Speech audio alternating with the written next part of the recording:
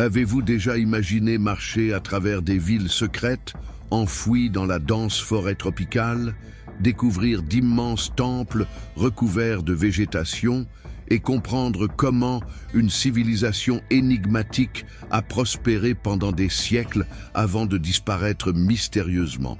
Préparez-vous à vous lancer dans une véritable chasse au trésor à travers le monde perdu des Mayas, mystères et trésors cachés. Dans cette vidéo, nous explorerons les profondeurs de l'Amérique centrale, où les Mayas ont construit des pyramides vertigineuses, développé des connaissances astronomiques à couper le souffle et nous ont laissé des monuments qui fascinent encore les chercheurs et les aventuriers du monde entier.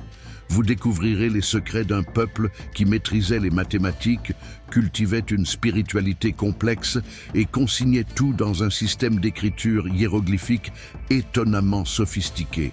Et le plus excitant, grâce à la technologie LIDAR, cartographie par laser, nous découvrons de nouvelles villes et des reliques cachées, réécrivant pratiquement tout ce que nous pensions savoir sur l'histoire maya.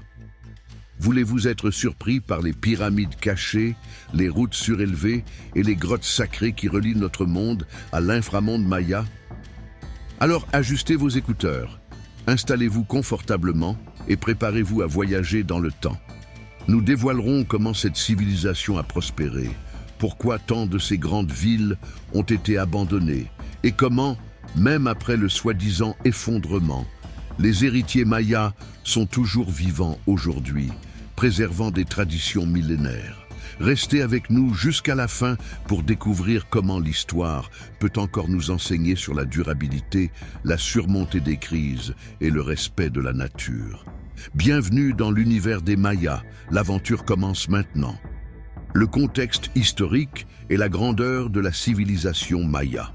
La civilisation maya est communément divisée en trois grandes périodes. Préclassique, environ 2000 ans avant JC, jusqu'à 250 ans après JC. Classique, environ 250 ans après JC, jusqu'à 900 ans après JC. Et post-classique, environ 900 ans après JC, jusqu'à l'arrivée des Espagnols, au XVIe siècle. Cette division, bien sûr, est une simplification car les frontières chronologiques varient selon chaque site et région, en plus d'avoir des chevauchements et des exceptions. Cependant, elle nous aide à mieux comprendre comment les Mayas ont évolué au fil du temps. Pendant la période préclassique, des groupes mayas habitaient déjà des parties de la péninsule du Yucatan, du Guatemala, du Belize, du Honduras et du Salvador, développant des villes naissantes et des systèmes agricoles basés sur la culture du maïs, des haricots, des courges et des piments. Certains centres sont devenus des villes monumentales, bien avant la période classique. Le bassin du Mirador, au Guatemala, est un exemple impressionnant. Déjà, vers 600 ans avant JC, d'immenses structures pyramidales y ont émergé, jetant les bases de ce qui allait devenir l'une des civilisations les plus spectaculaires du Nouveau Monde. Cette période montre déjà que les Mayas maîtrisaient l'agriculture et avaient un certain degré d'organisation sociale et religieuse, bien que beaucoup de la complexité que nous associons aux Mayas se soit manifestée plus clairement plus tard. En arrivant à la période classique, nous atteignons l'apogée de l'épanouissement culturel et politique des Mayas. C'est dans cet intervalle de temps que des villes comme Tikal, Calakmul, Palenque, Copan et bien d'autres émergent, chacune avec sa lignée royale. Ces cités-États entretenaient souvent des relations entre elles, célébrant des alliances ou menant des guerres, tandis que nobles et prêtres rivalisaient de prestige, d'influences économiques et de pouvoir religieux. C'est pendant la période classique que la civilisation maya a démontré sa profonde connaissance de l'astronomie, des mathématiques et de l'écriture hiéroglyphique. Dans des villes comme Uxmal et Copan, les Mayas ont construit des bâtiments alignés avec une extrême précision sur les solstices et les équinoxes. L'un des exemples les plus impressionnants est l'observatoire Caracol à Chichén Itzá, avec des fenêtres positionnées pour enregistrer les mouvements de Vénus, un astre ayant une profonde signification spirituelle pour les Mayas. Ils croyaient que Vénus était un présage de guerre et ses cycles guidaient les décisions politiques et militaires. Ce niveau d'observation astronomique, basé sur des cycles longs et complexes, montre comment la science et la spiritualité allaient de pair dans le monde maya. La maîtrise du concept de zéro, par exemple, est quelque chose qu'ils ont perfectionné de manière indépendante, permettant des calculs précis et l'élaboration de calendriers incroyablement exacts.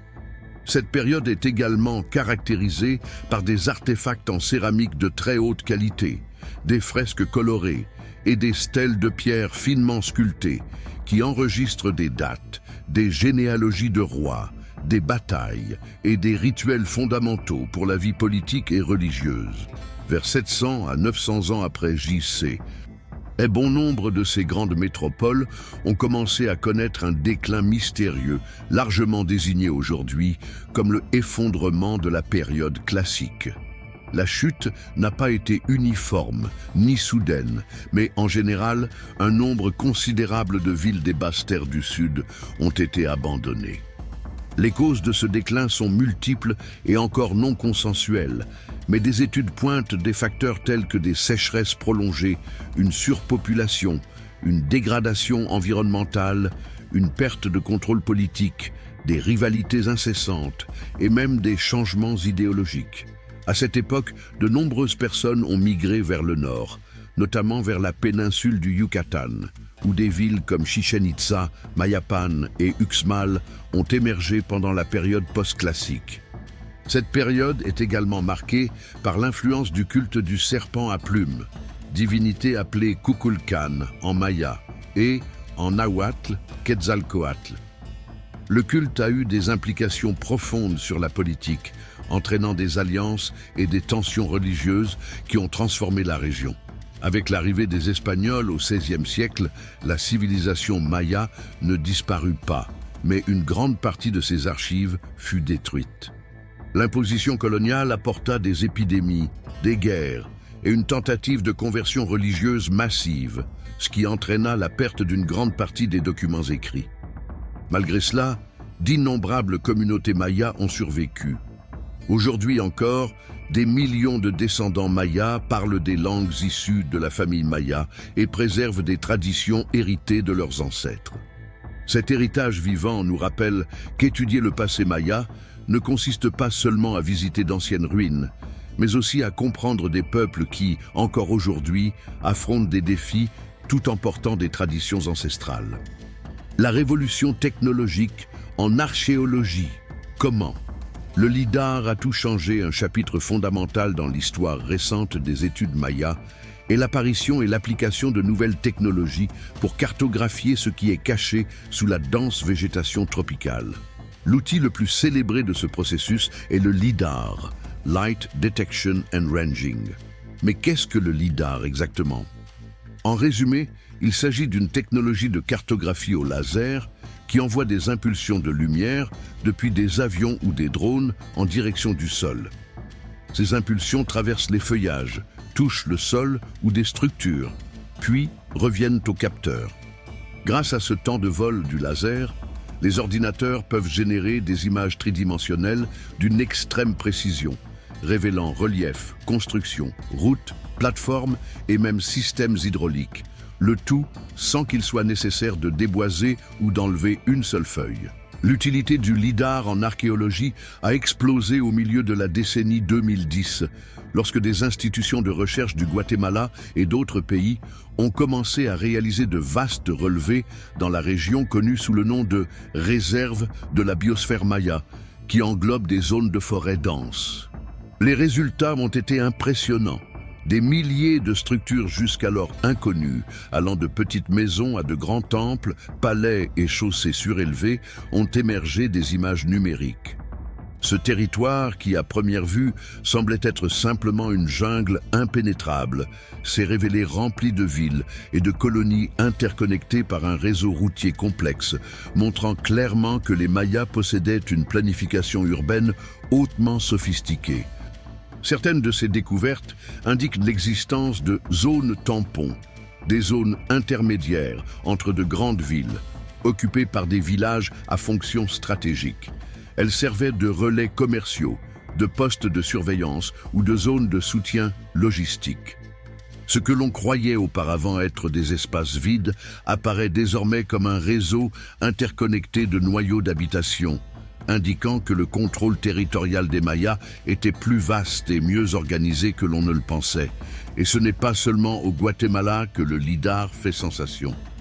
Aujourd'hui, plusieurs projets réalisent des balayages dans la péninsule du Yucatan, au Belize et même dans des zones reculées de l'Amazonie, où la dense forêt a toujours été un obstacle à l'archéologie traditionnelle. Chaque vol de lidar apporte de nouvelles révélations, localisant parfois de vastes réseaux de canaux et de terrasses agricoles, qui prouvent que ces anciennes civilisations maîtrisaient des méthodes agricoles avancées, souvent durables, même dans des environnements tropicaux exigeants. En résumé, le lidar élargit et révolutionne notre vision du monde maya, nous permettant de voir clairement comment leurs centres urbains étaient structurés et connectés entre eux, ce que des fouilles ponctuelles n'auraient jamais pu révéler seules. Kiuik est l'escalier vers le ciel, un exemple surprenant au cœur du Yucatan. Quand on parle des cités mayas, on pense généralement à de grands noms comme Chichén Itzá, Tikal ou Palenque. Pourtant, il existe de nombreux sites plus modestes, mais tout aussi intrigants, qui révèlent beaucoup sur la vie quotidienne et les dynamiques politiques et sociales de différentes époques. L'un de ces lieux est Kiuich, situé dans la région dite du style Puc, au nord de la péninsule du Yucatan, au Mexique. Kiuik a gagné en notoriété lorsque l'archéologue George Bay et son équipe ont fait des découvertes qui ont remis en question la vision conventionnelle selon laquelle le Nord n'aurait été occupé qu'après l'effondrement du Sud, vers l'an 800 de notre ère. Dans la décennie 2010, des fouilles à Kiuik ont mis au jour une pyramide construite autour de l'an 800, contenant plus de 20 000 blocs de pierre empilés sur environ 9 mètres de hauteur. Une hypothèse avançait qu'elle aurait été érigée par un groupe de réfugiés du Sud, fuyant l'effondrement politique et une possible sécheresse dévastatrice. Cependant, durant les fouilles, on a trouvé une pierre de voûte, normalement utilisée pour les toitures et non pour les pyramides, à un endroit inattendu. Plus surprenante encore fut la découverte d'une fondation datée d'environ l'an 500 sous la pyramide, indiquant que Kiuich était déjà occupé, et peut-être même d'importance régionale, plusieurs siècles avant toute migration massive. Cela modifie notre compréhension du peuplement du nord du Yucatan, suggérant une histoire plus ancienne et indépendante. Une autre découverte remarquable a eu lieu sur une colline voisine de Kiuich, un manoir comportant 22 bâtiments reliés par un imposant escalier, surnommé escalier vers le ciel. L'habitation, qui pouvait accueillir des familles d'élite ou de classe moyenne supérieure, montre que la ville possédait une organisation urbaine complexe, un certain niveau de planification et une prospérité inattendue. Encore plus intrigantes furent les découvertes d'objets rituels sous le sol des constructions, une pratique courante dans la culture maya, qui avait l'habitude d'enterrer des offrandes lors de la construction pour bénir le lieu. Dans l'une de ces découvertes, les chercheurs ont trouvé une assiette avec un visage sculpté, représentant probablement un noble ou une divinité. Dans cette même région, les recherches ont révélé des signes d'un abandon soudain, mais étonnamment ordonné. Les constructions à Kiuich ont été laissées avec des ustensiles et objets rangés le long des murs ou suspendus, sans signe de destruction. C'est comme si la population avait tout rangé, laissé une partie de ses biens et quitté les lieux, probablement avec l'intention de revenir un jour. Mais ce retour ne s'est jamais produit. Les archéologues relient ces indices à des périodes de sécheresse prolongée qui auraient pu rendre la subsistance impossible dans la région, surtout en raison de l'absence de rivières pérennes.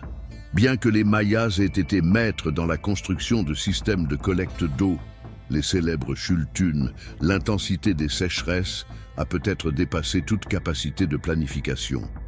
Ainsi, Kiuich nous offre un aperçu de la manière dont les villes plus petites peuvent fournir des informations précieuses sur l'histoire maya. Tous les sites n'ont pas été abandonnés au milieu des guerres. Certains, comme c'est probablement le cas de Kiewich, ont été laissés de manière ordonnée, probablement en réponse à une combinaison de facteurs environnementaux et politiques. Ces faits renforcent la complexité de l'effondrement maya et montrent que chaque centre urbain a suivi son propre chemin. Les grottes sacrées et le monde souterrain. La découverte de Fatima Tekpoul. Alors que George Bey explorait les pyramides et les palais de Kiewich, une autre expédition dirigée par la chercheuse Fatima Tekpoul faisait des découvertes tout aussi impressionnantes dans une grotte située à environ 27 km de là. Pour les Mayas, les grottes n'étaient pas de simples formations géologiques. Elles jouaient un rôle religieux et spirituel profond. Souvent considérées comme des portails vers le Xibalba, le monde souterrain habité par des dieux et des entités surnaturelles, les grottes étaient le théâtre de rituels visant à communiquer avec ces divinités et à les apaiser. Fatima et son équipe descendirent d'environ 70 mètres à travers des tunnels étroits, atteignant un endroit où peu osaient s'aventurer. Là, ils découvrirent un mur construit apparemment pour bloquer le passage et protéger l'espace intérieur des curieux ou des pilleurs. En franchissant cette barrière, ils se trouvèrent face à des vestiges de feux de camp, des fragments de céramique et des objets brisés de manière rituelle, des preuves d'offrande. Briser la céramique était, dans de nombreux contextes mésoaméricains, une manière de libérer le pouvoir rituel contenu dans l'objet. Ce soin témoigne du caractère sacré de ces lieux. En poursuivant leur exploration, l'équipe fit face à d'intrigantes peintures rupestres. L'une d'elles exploitait les ondulations naturelles de la roche pour créer l'illusion d'un jaguar tridimensionnel, tandis qu'une autre représentait un jaguar et un cerf dans une scène évoquant une chasse mythique. Il convient de rappeler que le jaguar occupe une place centrale dans la cosmologie maya. Il est associé au pouvoir royal et à la capacité de passer du jour, monde terrestre, à la nuit, monde souterrain. Les peintures suggéraient la tenue de rituels complexes, peut-être impliquant des substances hallucinogènes, une pratique courante dans les cérémonies de contact avec le divin. À la surprise de Fatima, le style de ces peintures ne correspondait pas entièrement au canon classique maya. Pourraient-elles appartenir à un groupe marginal ou différencié au sein du large spectre culturel maya? Seraient-ce des vestiges d'une époque antérieure ou postérieure au style architectural de Kiewich? Ces questions restent ouvertes, mais elles illustrent la diversité et la dynamique de la civilisation maya elle-même. Même dans des régions proches, les variations de style et de croyances pouvaient être considérables. Connexion secrète, les Mayas et d'autres civilisations mystérieuses. La civilisation maya est souvent étudiée de manière isolée, mais des preuves archéologiques de plus en plus nombreuses montrent qu'elle faisait partie d'un réseau complexe d'interactions avec d'autres cultures mésoaméricaines, telles que les Zapotèques, les Téotihuacans, les Olmèques et, plus tard, les Toltèques. Ces connexions révèlent que loin d'être un monde fermé, les Mayas entretenaient des échanges politiques, culturels et commerciaux à longue distance, influençant et étant influencés. Un exemple notable se trouve à Tikal, l'une des plus grandes cités mayas de la période classique. Au IVe siècle, Tikal reçut la visite d'un émissaire venu de Téotihuacan, une métropole située dans l'actuel centre du Mexique. Cet événement est connu sous le nom d'entrée du seigneur de Téotihuacan, consigné sur des stèles avec des symboles téotihuacans, comme le symbole de la lance de foudre, indiquant une possible alliance politique, voire une intervention militaire. Après cette arrivée, l'iconographie de Tikal changea, avec des guerriers portant des tenues typiques de la lointaine Téotihuacan et l'adoption de nouveaux styles architecturaux. Les échanges commerciaux révèlent également une intégration culturelle impressionnante. Les Mayas importèrent de l'obsidienne du centre du Mexique, des coquillages marins de la côte pacifique, des plumes de quetzal des forêts tropicales et du cacao du sud pour des usages rituels et alimentaires. En retour, leurs produits, tels que des céramiques décorées, des textes sacrés et des pièces de jade, parvenaient à d'autres civilisations. Ce commerce ne faisait pas seulement circuler des biens matériels, mais aussi des idées, des styles artistiques et même des rituels. Certains chercheurs défendent même l'hypothèse d'alliances diplomatiques entre les dynasties mayas et d'autres peuples. Des inscriptions à Copan et Quirigua suggèrent la présence d'ambassadeurs et de mariages politiques entre élites mayas et nobles de cités-États voisines. Ces liens garantissaient une protection mutuelle, des routes commerciales sûres et un prestige international, une véritable politique étrangère ancestrale. Un autre indice de ces connexions est le culte du serpent à plumes, représenté comme Kukulkan chez les Mayas et comme Quetzalcoatl chez les peuples du plateau central. Bien qu'il existe des variations dans les mythes, la figure divine d'un être qui unit ciel et terre, spiritualité et science, semble avoir été partagée et réinterprétée par différentes cultures. Cela suggère un noyau symbolique commun entre les Mayas, les Toltecs et les Mexicas, qui pourrait avoir ses origines dans des traditions plus anciennes, comme celle des Olmecs. Ces interactions ne diminuent en rien l'originalité de la culture maya. Au contraire, elles montrent qu'elle était ouverte, stratégique et dynamique. Tout comme aujourd'hui les pays échangent des technologies et des cultures, les anciens Mayas comprenaient la valeur de la coopération entre peuples, même séparés par des jungles, des montagnes et des rivières. Comprendre ces connexions est essentiel pour dévoiler le rôle des Mayas comme l'un des pôles centraux d'un monde mésoaméricain interconnecté et fascinant. Religion, rituel et cosmovision. Maya. Pour comprendre pourquoi les grottes, les pyramides et les temples occupaient une place si centrale dans la vie des Mayas, il faut plonger brièvement dans leur cosmovision et leur religiosité. Les Mayas croyaient en un univers composé de différentes strates, le monde terrestre n'étant que l'une d'elles. Le monde souterrain, appelé Xibalba dans certains récits, était gouverné par des divinités complexes, et le ciel par d'autres dieux responsables des astres, des cycles de plantation et de récolte, de la pluie et de la vie elle-même. Les rituels mayas impliquaient des danses, des offrandes de nourriture, de céramique, d'animaux et, dans certains cas, de sang humain, soit par sacrifice de prisonniers par exemple, soit par auto-sacrifice de chefs et de prêtres, se perforant des parties du corps pour offrir leur sang aux dieux. Cette pratique était si significative qu'elle est représentée à de nombreuses reprises sur des fresques et des stèles.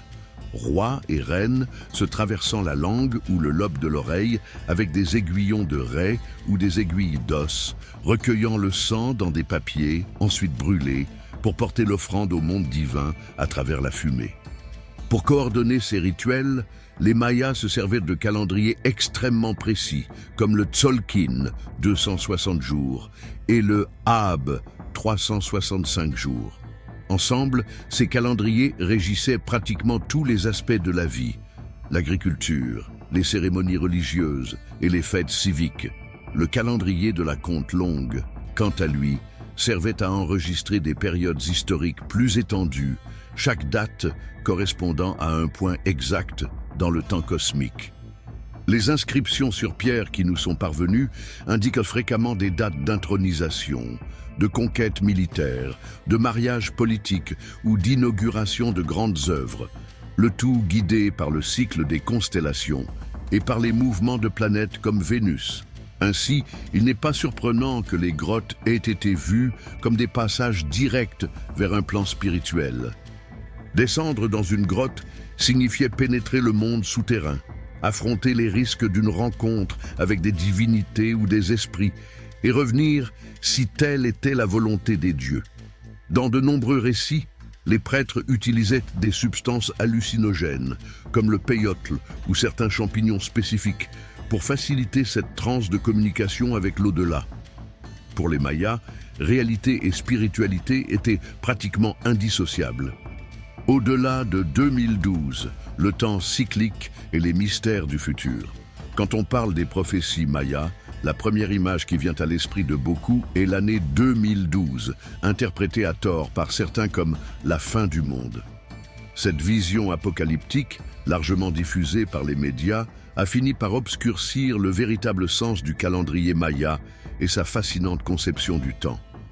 Pour les Mayas, le temps n'était pas linéaire, comme le pensent la plupart des sociétés modernes, mais cyclique, fondé sur des schémas cosmiques, des cycles naturels et des événements célestes qui se répètent avec une précision mathématique.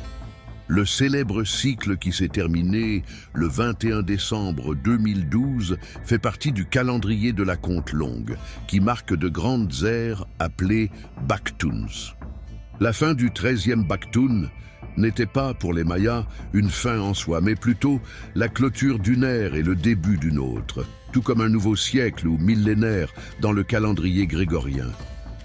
D'innombrables documents montrent que les Mayas prévoyaient des dates bien au-delà de 2012, parfois même plusieurs milliers d'années dans le futur, ce qui réfute l'idée qu'ils annonçaient une fin des temps. Mais que cherchaient vraiment à transmettre les Mayas avec ces cycles? Selon diverses études épigraphiques, certaines inscriptions à Palenque et Coba évoquent des dates qui dépassent les 4000 ans après notre époque, suggérant des événements symboliques de renouveau cosmique, le retour de divinités ou des changements dans l'équilibre spirituel de l'humanité. Ces prédictions n'étaient pas basées sur la divination, mais sur des observations astronomiques sophistiquées, notamment des mouvements de Vénus, du Soleil, de la Lune et de Mars, considérés comme des indicateurs de périodes de transformation. L'une des prophéties les plus mystérieuses est gravée sur le monument 6 de Tortuguero, un site situé dans l'actuel état de Tabasco, au Mexique. Le texte mentionne la date 13.0.0.0.0, équivalente à la fin du 13e Baktun, et affirme qu'à ce moment-là, la divinité Bolon Yokte Ku descendra avec puissance et vêtements glorieux. L'énigme réside dans le fait que Bolon Yokte est une divinité liée à la guerre, à la transition et au renouveau. Cela suggère non pas la fin du monde, mais un changement profond dans l'équilibre spirituel du cosmos. De plus, le Popol Vuh, livre sacré des Mayas Quichés, relate de multiples tentatives de création de l'humanité. Selon le texte, les dieux ont créé le monde et les êtres humains à plusieurs reprises, chaque tentative apportant ses erreurs et ses leçons. Ce concept renforce la vision cyclique et l'idée que le monde est recréé et purifié à des moments précis, après des périodes de crise ou de déséquilibre. Dans les temps récents, les chercheurs interprètent ces prophéties comme des invitations à la réflexion, plus que comme des prédictions littérales. Les Mayas semblaient croire que certains cycles offraient des occasions de se reconnecter à la nature, à la spiritualité et aux principes de l'harmonie cosmique. Ainsi, pour eux, prévoir l'avenir était aussi une manière d'aligner les actions humaines au rythme universel. Ainsi, les prophéties mayas ne parlent pas de destruction, mais de renouveau. Elles nous défient de voir le temps non comme une ligne qui avance vers une fin, mais comme une spirale d'apprentissage, de croissance et de retour à l'essence. Et c'est peut-être pour cela que leur sagesse, gravée depuis des siècles dans la pierre, continue de résonner jusqu'à aujourd'hui, nous invitant à vivre avec plus de conscience et de but dans ce nouveau cycle qui ne fait que commencer. L'effondrement maya, sécheresse, guerre et transformation politique. Pour beaucoup, la grande question est: comment une civilisation aussi avancée, dotée de connaissances en astronomie, en mathématiques, en ingénierie, en écriture et en urbanisme, a-t-elle pu simplement disparaître? La réponse courte est: elle n'a pas complètement disparu. En effet, plusieurs centres urbains se sont effondrés, principalement durant la fin de la période classique, ce qui a conduit à l'abandon de cités autrefois puissantes, comme Tikal et Copan. Cet événement, qui s'est déroulé entre le 8e et le 9e siècle, continue de susciter de vifs débats parmi les chercheurs. Les hypothèses les plus largement acceptées pour expliquer cet effondrement incluent sécheresse prolongée, des preuves issues d'études de sédiments et de stalagmites, indiquent des périodes de sécheresse sévères entre 800 et 1000 après Jésus-Christ. En l'absence de pluies régulières, les villes manquaient d'eau potable, car beaucoup dépendaient de réservoirs ou de citernes. Ce facteur, à lui seul, aurait été dévastateur pour de grandes populations. Surpopulation et épuisement des ressources. L'agriculture intensive, sans rotation des cultures, ni repos adéquat des sols, aurait pu entraîner l'appauvrissement des terres. De plus, la grande quantité de bois nécessaire à la construction et à l'alimentation des fours à chaud aurait pu provoquer la déforestation, aggravant ainsi la crise hydrique. Guerres et tensions politiques. De nombreuses inscriptions montrent des conflits constants entre cités-États, ainsi que des alliances qui se formaient et se rompaient à plusieurs reprises. En l'absence d'une autorité centrale pour unifier la région, les guerres pouvaient déstabiliser les routes commerciales et la production alimentaire, intensifiant les crises internes. Changements idéologiques. L'émergence du culte du serpent à plumes et d'autres transformations religieuses auraient pu ébranler les systèmes de pouvoir en place. Les dirigeants qui n'adoptaient pas ces nouvelles croyances risquaient de perdre leur légitimité, ce qui engendrait de l'instabilité.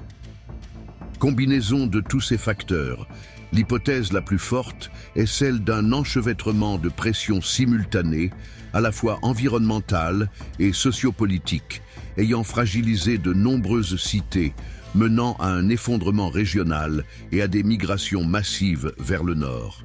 Comme mentionné, tous les centres n'ont pas été totalement abandonnés.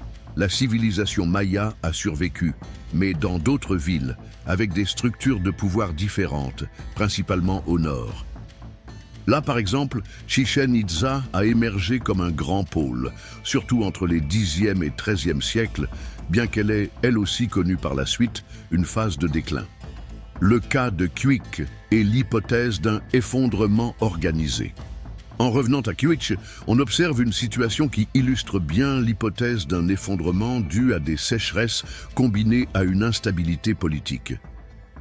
Les découvertes sur le terrain suggèrent que les citernes Chultun, bien qu'efficaces, n'étaient pas suffisantes pour affronter une sécheresse aussi sévère et prolongée. La population locale a peut-être jugé impossible de continuer à vivre dans cet endroit sans eau ni stabilité politique.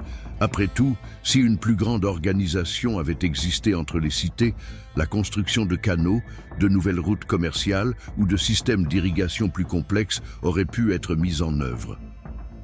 Mais en l'absence de cette cohésion, chaque communauté était pratiquement livrée à elle-même. Ce qui frappe, c'est la manière ordonnée de l'abandon.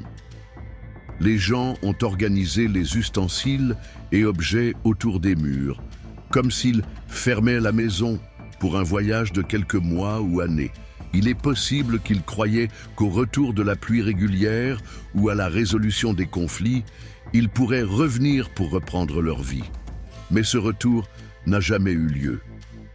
Selon George Bay et d'autres chercheurs, l'adoption de nouveaux cultes, comme celui du serpent à plumes, au sein de divisions politiques, a généré davantage de tensions.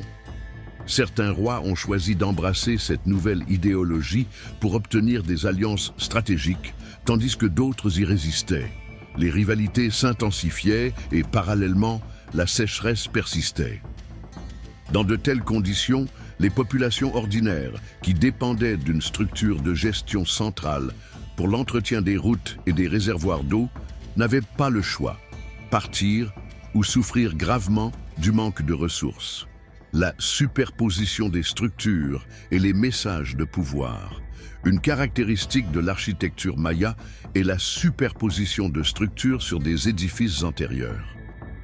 À Kiwik, cela est particulièrement visible lorsqu'on voit une pyramide construite au-dessus d'un ancien palais. Pourquoi les Mayas auraient-ils fait cela? En général, cela avait une forte dimension symbolique. Construire sur une fondation ancestrale reliait le dirigeant actuel à des rois passés, renforçant ainsi la légitimité et la continuité dynastique. Dans de nombreuses grandes villes comme Tikal, Palenque et Copan, on trouve des temples érigés sur des constructions préexistantes. Chaque couche peut représenter une phase historique, un roi spécifique ou un événement rituel marquant. Surtout durant la période classique, cette pratique démontrait du prestige.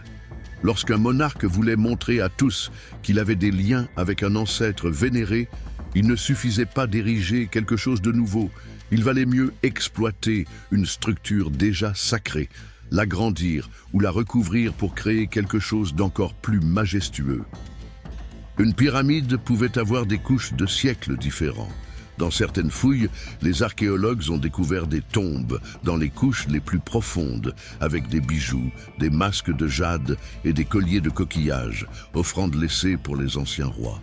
Cette perpétuation des monuments renforçait la mémoire collective du pouvoir royal. À Kiwik, précisément, la pyramide fouillée par Bey aurait pu être une tentative de légitimer un nouveau dirigeant, en l'alignant sur des traditions du Sud ou sur des ancêtres locaux de haut rang. Même l'emplacement stratégique de la pyramide, au sommet d'une colline, accentue le caractère de domination sur le paysage, reflétant l'autorité du roi. L'ingénierie de l'eau et la géographie difficile du Yucatan. La péninsule du Yucatan manque notoirement de rivières en surface. Dans de nombreuses zones, le sous-sol calcaire rend difficile la formation de plans d'eau permanents en surface, car l'eau tend à s'infiltrer dans des cavernes. Pour ceux qui visitent la région aujourd'hui, il est courant de voir des cenotes, ces puits naturels d'eau cristalline, souvent créés par l'effondrement du toit de caverne. Mais toutes les régions ne disposent pas de cenotes facilement accessibles. C'est pourquoi l'ingénierie de l'eau fut un véritable exploit d'intelligence et d'adaptation chez les Mayas. Les Chultun en sont un exemple. Ils étaient creusés dans la roche calcaire, créant de grandes citernes de stockage revêtues de stucs imperméabilisants. L'eau de pluie qui ruisselait sur les surfaces rocheuses de la colline descendait vers ces réservoirs. En période de forte pluie, le Chultun se remplissait. En période sèche, la population pouvait utiliser cette réserve. Le calcul de la taille de ces réservoirs impliquait non seulement de l'ingénierie, mais aussi des observations astronomiques et météorologiques.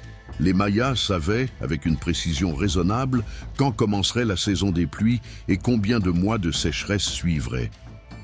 La collaboration entre archéologues et ingénieurs modernes, comme Andrew Willis, a permis une cartographie plus précise de la capacité de chaque Chultun.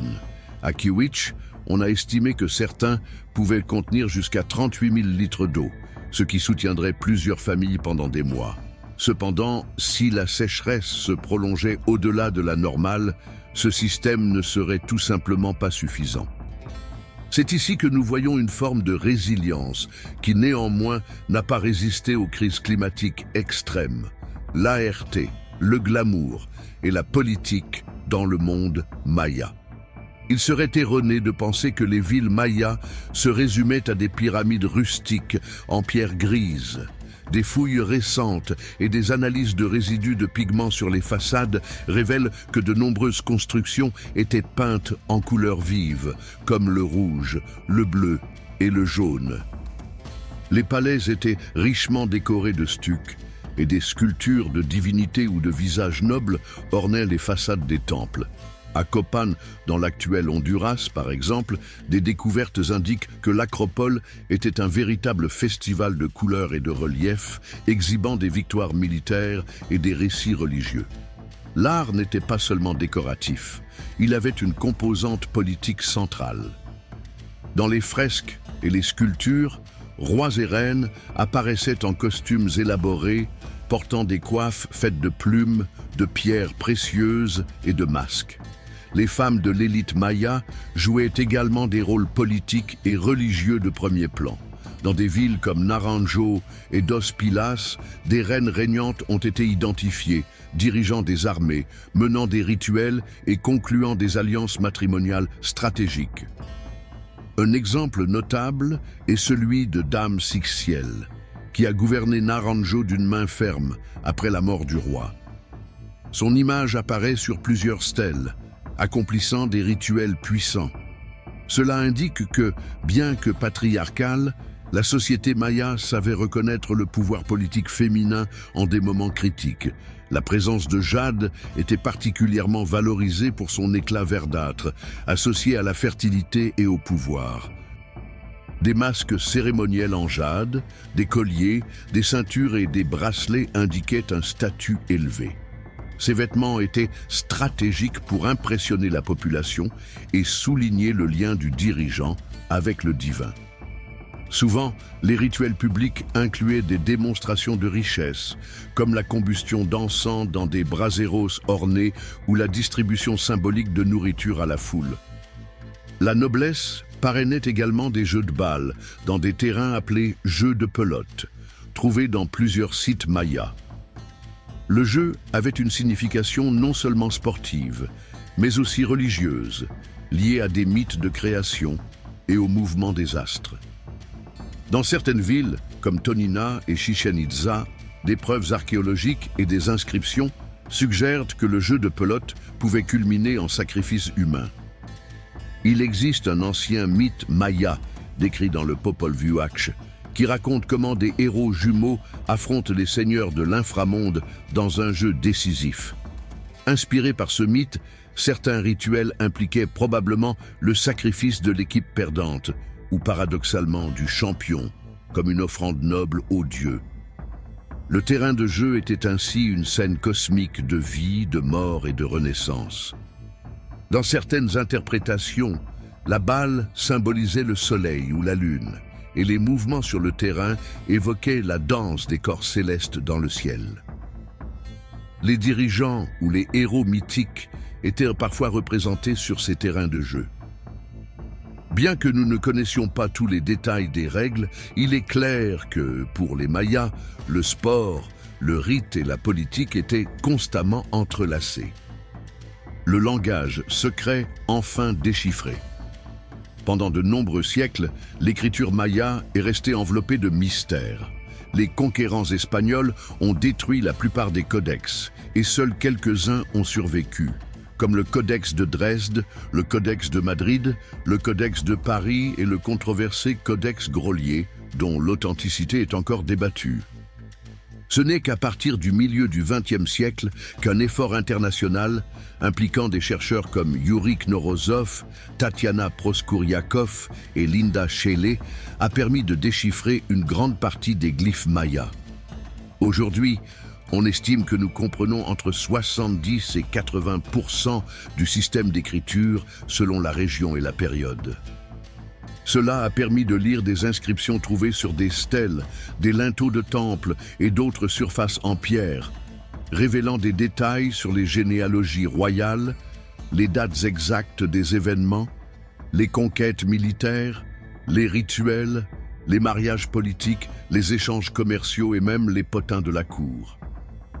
La redécouverte de ce langage perdu a révolutionné notre compréhension de la civilisation maya et a aidé à corriger les stéréotypes qui affirmaient que ces peuples étaient naïfs ou peu développés.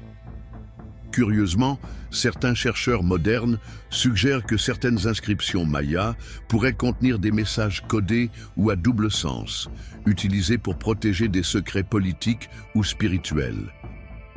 Un exemple vient de Palenque, où des glyphes apparemment répétitifs cachent des variations subtiles de signification, révélées uniquement par des scribes expérimentés. Cela soulève l'hypothèse que les Mayas auraient développé, en plus de l'écriture publique, un langage caché pour des cercles restreints, ce qui renforce la sophistication du système hiéroglyphique maya. L'écriture maya combine des éléments logographiques, dessins représentant des mots ou des idées entières, avec des aspects syllabiques, glyphes représentant des syllabes. Chaque cité possédait des variations stylistiques, et l'usage même de l'écriture était souvent restreint à l'élite, principalement aux prêtres et aux scribes. Savoir lire et écrire était un signe de prestige et de pouvoir. Aujourd'hui, ce savoir autrefois réservé est devenu un objet d'étude et de fascination pour des milliers de chercheurs et de passionnés, faisant des Mayas l'une des rares civilisations précolombiennes à avoir développé un système d'écriture véritablement complexe. Les énigmes des codices perdus, la sagesse que le feu n'a pas éteinte. Peu de chapitres de l'histoire maya sont aussi dramatiques et tragiques que la destruction de ces codices. Lors de la conquête espagnole, des centaines, peut-être des milliers, de manuscrits sacrés et historiques furent systématiquement brûlés par des prêtres et des autorités coloniales qui voyaient dans les glyphes et les images une œuvre du démon. Selon les récits du frère Diego de Landa, on brûla tant de livres que les indigènes en ressentirent une immense tristesse et pleurèrent amèrement. Cependant, la mémoire de ces codices ne s'est pas totalement perdue. Seulement 4 ont survécu. Le plus célèbre, le Codex de Dresde, est un manuel astronomique d'une précision impressionnante contenant des prévisions d'éclipses, des phases lunaires, les mouvements de Vénus et même des cycles agricoles. Son existence soulève une question troublante. Que contenaient les codices brûlés? Y avait-il des traités médicaux, des théories philosophiques, des cartes de cités perdues ou des récits mythologiques encore plus riches que le Popol Vuh? De nombreux spécialistes pensent que les codices n'étaient pas seulement religieux, mais constituaient de véritables encyclopédies du savoir maya, contenant des informations sur l'ingénierie, la botanique, la médecine et les pratiques spirituelles. Certains archéologues croient même que certains temples cachent des dépôts de livres dans des compartiments scellés, préservés de la destruction. Des fouilles à Palenque et à Copán ont révélé des niches secrètes derrière des stèles et des autels, qui auraient pu abriter des rouleaux ou des pliages de papier amatl, une sorte de papyrus méso-américain. D'autres chercheurs cherchent des indices dans les reproductions symboliques laissées sur les fresques. À Bonampak, par exemple, des peintures murales montrent des scribes entourés de codices avec des figures géométriques complexes et des scènes qui ne correspondent pas aux 4 codices survivants. Cela indique qu'il existait des œuvres entières, aux thèmes et fonctions différentes, peut-être des livres de loi, des listes généalogiques ou des traités d'astronomie encore plus avancés. Et si l'un de ces codices était caché, enterré avec un roi ou enfermé dans une grotte sacrée encore inexplorée?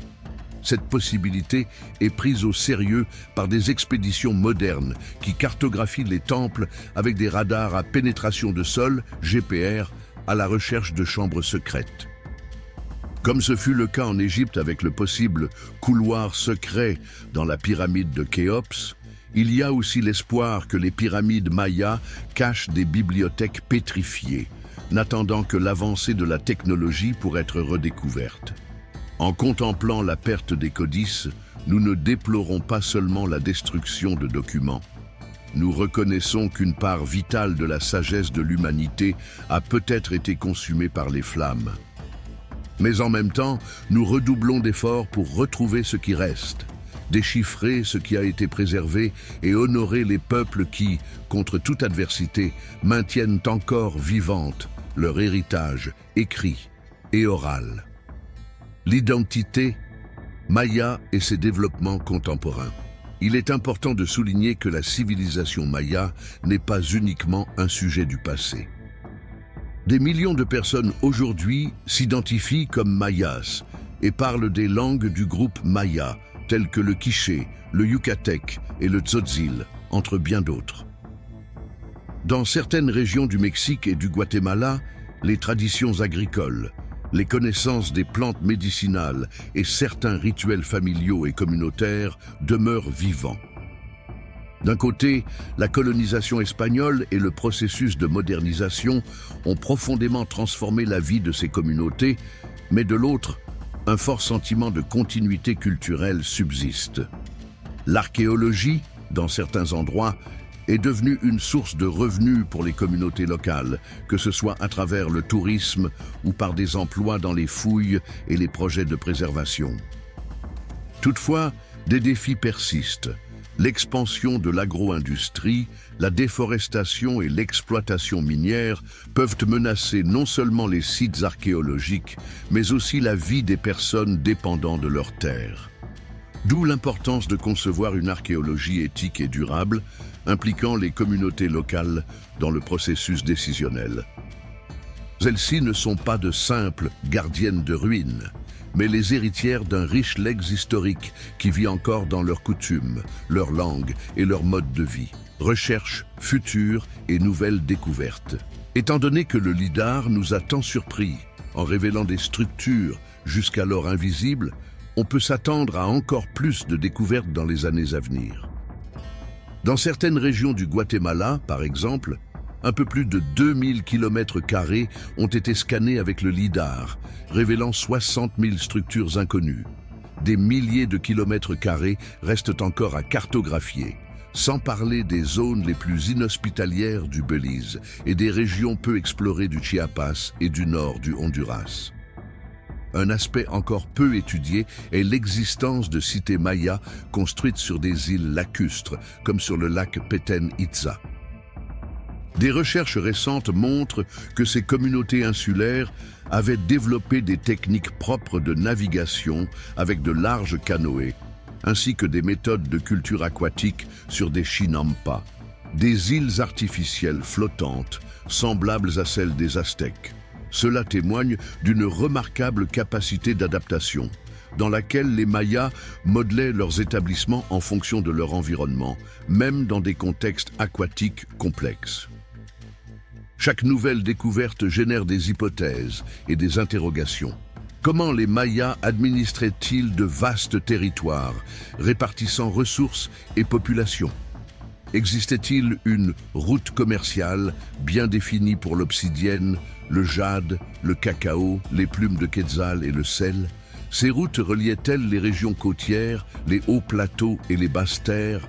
Dans quelle mesure l'élite contrôlait-elle les excédents agricoles et la production de céramique de luxe? Et combien de lignées royales ont réellement existé, certaines encore inconnues à ce jour? De plus, la recherche interdisciplinaire avec des géologues, des biologistes et des climatologues devient de plus en plus essentielle pour reconstituer le panorama environnemental. L'analyse du pollen fossilisé dans les sédiments lacustres, par exemple, aide à comprendre les changements de végétation et les périodes de déforestation massive. La paléoclimatologie, qui étudie les modèles de pluie et de température à travers les siècles, complète la vision archéologique en expliquant pourquoi certaines époques ont pu être plus prospères que d'autres. En ce sens, la civilisation maya sert d'étude de cas pour des questions contemporaines sur la durabilité et la résilience humaine face aux changements climatiques. Le monde perdu qui émerge des forêts.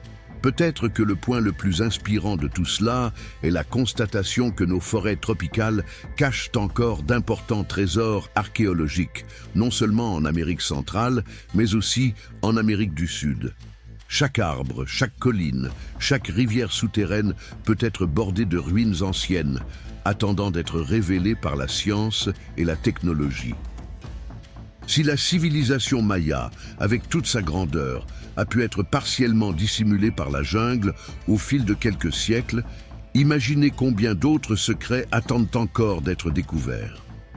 Cette pensée éveille également notre responsabilité de protéger ces environnements. La déforestation, l'exploitation minière illégale et l'expansion agricole prédatrice ne menacent pas seulement la biodiversité et la vie des populations traditionnelles, mais peuvent littéralement effacer des chapitres entiers de l'histoire humaine. Protéger les forêts, c'est en partie protéger notre mémoire collective, car elle renferme des vestiges tangibles de sociétés anciennes qui ont beaucoup à nous enseigner sur l'adaptation et la créativité. Les nouvelles frontières de l'archéologie maya, l'Amazonie comme exemple.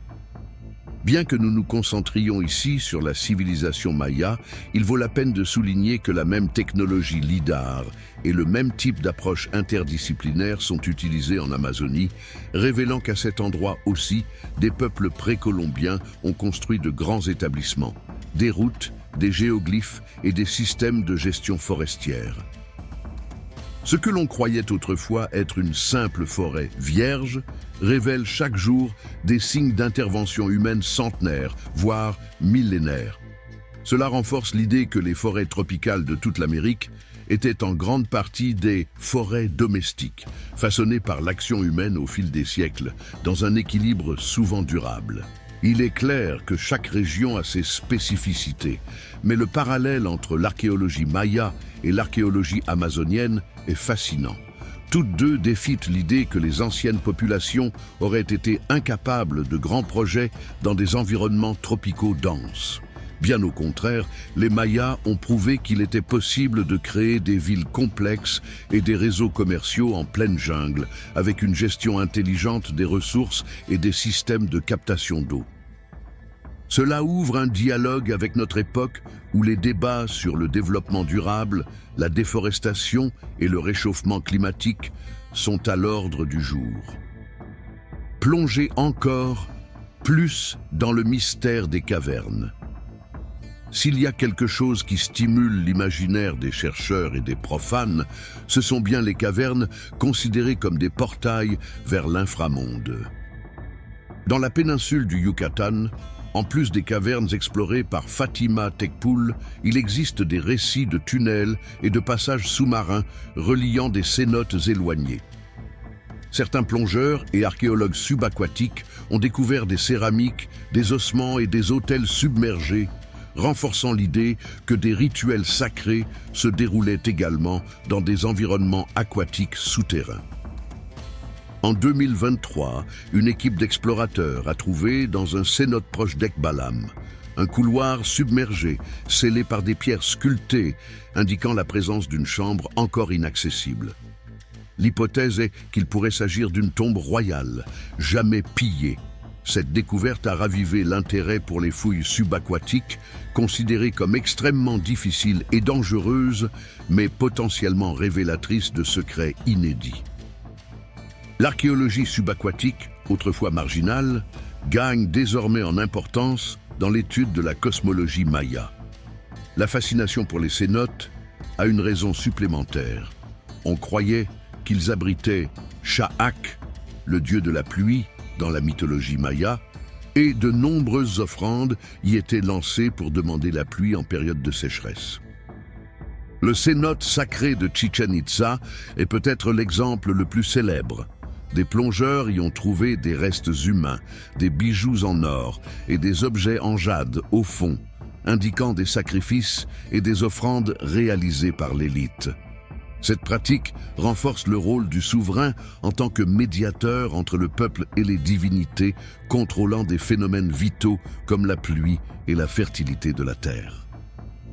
Ces récits de cavernes et de cénotes, comme lieu d'interaction avec des forces surnaturelles, aident à comprendre le caractère dual des cités mayas. D'un côté, une ingénierie rationnelle et sophistiquée, avec des routes pavées et des méthodes avancées d'observation astronomique. De l'autre, un symbolisme mystique omniprésent, chaque construction étant alignée à une conception cosmique du monde. Le rêve maya est les indices d'une classe moyenne ancestrale. Au sein de la rigide hiérarchie dominée par les rois et les prêtres, émergent des indices suggérant que dans certaines villes, comme Cuich et d'autres appartenant au style Puc, il existait des familles que l'on pourrait qualifier de classe moyenne. Ces personnes avaient les moyens de construire des maisons en pierre bien structurées, avec plusieurs pièces et un certain confort, stockant de l'eau dans des chultunes privées et gérant leurs terres de manière autonome. Cette hypothèse d'une classe moyenne maya est encore en cours de formation, mais elle est renforcée par la découverte de quartiers résidentiels standardisés, parfois situés très loin des centres cérémoniels, avec un accès aux routes commerciales et à une production spécialisée de céramique et de textiles. Cela nous rappelle que la société maya n'était pas monolithique. Il existait de hauts niveaux de spécialisation du travail. Artisans, commerçants, agriculteurs et guerriers coexistaient, chacun occupant une place dans le tissu social.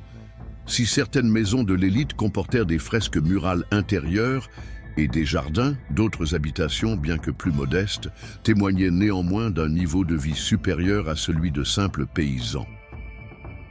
Cette stratification apporte une complexité au panorama de la vie maya, montrant qu'il existait des opportunités d'ascension pour certaines familles, que ce soit par le commerce, la guerre ou le patronage de nobles plus puissants.